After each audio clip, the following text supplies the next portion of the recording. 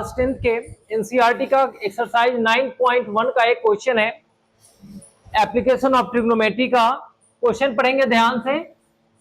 कह रहा है कि a kite is flying at a height of 60 metre above the ground and the string attached to the kite is temporarily tied to a point on the ground. The inclination of the string with the ground is 60 degree. Find the length of the string assuming that there is no slack in the string. Okay. मैं इस question कह रहा है कि एक kite है। क्या है ये?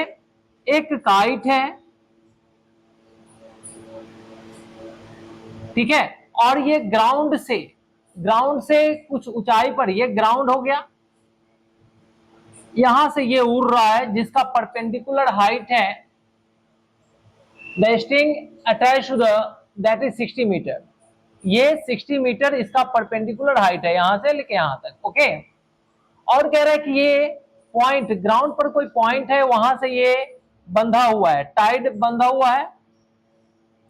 मान लेते हैं ये ए बी हाइट है इस पतंग का, और ग्राउंड पर कोई पॉइंट सी है, वहां पे ये अटैच्ड है। और इसमें ये कह रहा है कि there is no slack. No slack मतलब उसमें कोई लचीलापन नहीं है, वह ढीला नहीं है, मतलब वह पूरा का पूरा टाइट है, कुछ इस तरीके से। ठीक है। और यह सरफेस के साथ, जमीन के साथ 60 डिग्री इंक्लाइंड है। ठीक है। तो कह रहा है कि बताओ find the length of the string, इस धागे का लेंथ कितना होगा। तो ये पतंग उड़ रहा है और जमीन से ये 60 मीटर ऊंचाई पर है, और ये सरफेस के साथ 60 डिग्री का एंगल बना रहा है, और इस स्ट्रिंग का लेंथ हमें फाइंड करना है। तो क्या करेंगे, डायरेक्ट हम इस राइट एंगल ट्राइंगल में लिखेंगे इन ट्राइंगल CAB, क्योंकि ये परपेंडिकुलर हाइट है तो 90 डिग्री एंगल बनाएगा, तो ये राइट एंगल ट्राइंगल हुआ।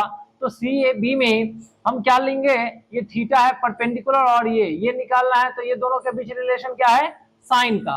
तो sine 60 degree equal to AB by BC। ठीक है। साइन 60 डिग्री का वैल्यू होता है √3/2, AB का वैल्यू 60 है बाई BC। ठीक है। और BC का वैल्यू होगा 60 इंटू 2 बाई √3। जब इसको रेशनलाइज करेंगे तो ये बनेगा 120 इंटू √3/3। कैंसिल करेंगे, 3 4 जा 12, 40√3 होगा। क्या होगा, 40√3 होगा। इस तरीके से क्वेश्चन सॉल्व करेंगे। ठीक है। Thank you.